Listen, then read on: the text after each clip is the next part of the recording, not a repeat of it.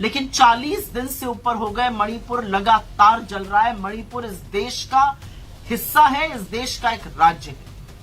हिंसा का यह आलम है कि लोग एक दूसरे के खून के प्यासे हुए पड़े। 103 लोगों से ज्यादा की मौत हो चुकी है, 60,000 से ज्यादा लोग विस्थापित हो गए, तमाम बिल्डिंग फूंक दी गई है, आम लोगों का, विधायकों का, सांसदों का घर तो जल के स्वाहा हो ही गया था। अब बीजेपी के अपने एक मंत्री का घर जल के खत्म हो चुका है।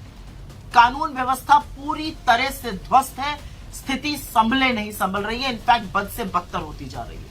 लेकिन ऐसा प्रतीत होता है कि दिल्ली की भाजपा सरकार को मानो कोई फर्क ही नहीं पड़ रहा है। स्थिति राज्य सरकार से कंट्रोल नहीं हो रही है, दिल्ली के हुक्मरान हाथ पे हाथ धरे बैठे हैं।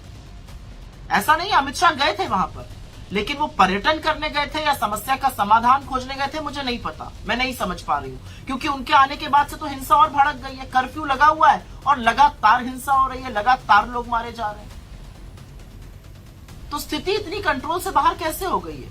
इस देश के प्रधानमंत्री जब वहां पर चुनाव प्रचार कर रहे थे, नरेंद्र मोदी जी, तो अगले 25 साल की नींव रखने की बात करते थे। अब जब हिंसा भड़की हुई है तो ना शांति की एक अपील है, ना एक सार्वजनिक रूप से उन्होंने शब्द बोला है इस हिंसा के खिलाफ, इन मौतों के खिलाफ। और अब तो वो भयावह सच सामने आ रहे हैं जहां पता चल रहा है कि चुनाव जीतने के लिए हेमंतो बिस्व शर्मा, राम माधव और भारतीय जनता पार्टी ने मिलकर उग्रवादी संगठनों का सहारा लिया था।